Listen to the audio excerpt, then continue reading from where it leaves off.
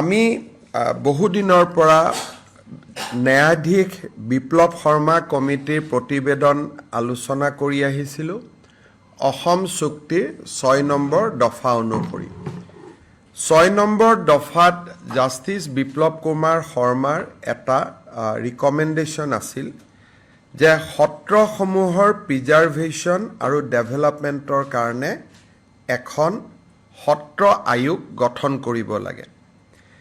এই সত্ৰ আয়োগখনৰ সম্পৰ্কত আজি কেবিনেটে আলোচনা কৰে আৰু ৰাজ্য চৰকাৰে আগন্তুক বিধানসভাৰ অধিৱেশনত সত্ৰ আয়োগ নিৰ্মাণৰ বাবে বা সত্ৰ আয়োগ গঠন কৰাৰ বাবে বিল উত্থাপন কৰিবলৈ সিদ্ধান্ত গ্ৰহণ কৰে।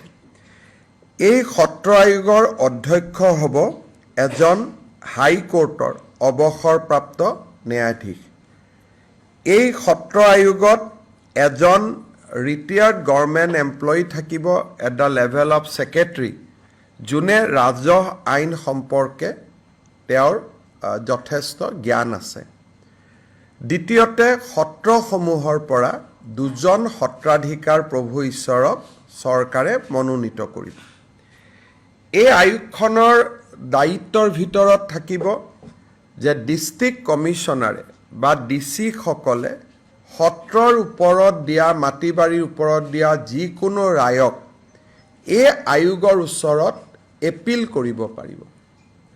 দ্বিতীয়তে এই সত্ৰ আয়োগখনে মাটি বাৰীৰ সম্পৰ্কত যদি ডেপুটি কমিশ্যনাৰে ব্যৱস্থা নলয়, এই সত্ৰ আয়োগখনে নিজাকৈ তদন্ত কৰি তেওঁলোকে ব্যৱস্থা ল'বলৈ ডিচি আৰু ৰাজ্য চৰকাৰক নিৰ্দেশ দিব পাৰিব, বিশেষকৈ এনক্ৰ'চমেণ্টৰ ক্ষেত্ৰত।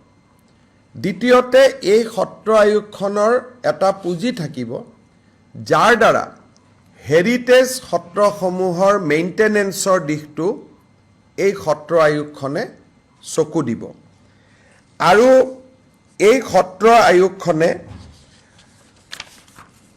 হাইকোৰ্ট আৰু ডিচিৰ মাজত এটা যদি কোনোবা ব্যক্তিয়ে ভাবে যে মই ৰায়তী আছিলোঁ, মই সত্ৰৰ মাটি পাব লাগে, আগতে দেৱানী আদালতসমূহত গৈ সত্ৰসমূহৰ বিপক্ষে তেওঁলোকে কিছুমান জাজমেণ্ট লৈ আহে।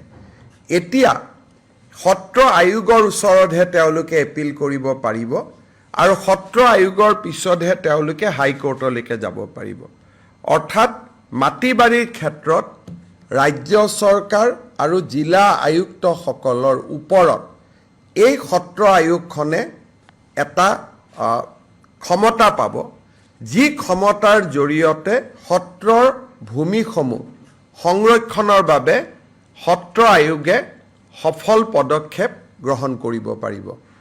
ই অসম চুক্তিৰ 6 নম্বৰ দফাত জাষ্টিছ বিপ্লৱ শৰ্মা কমিটিৰ এটা ৰিকমেণ্ডেশ্যন আছিলে।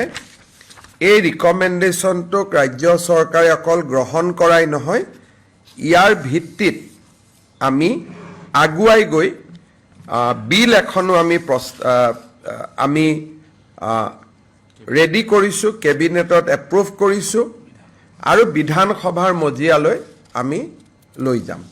গতিকে আমাৰ এটা প্ৰতিশ্ৰুতি আজি পূৰণ কৰিব আমি পাৰিছোঁ। যিকোনো খবৰৰ বাবে যোগাযোগ কৰক 7099017330 লগতে 7099017110 নম্বৰত।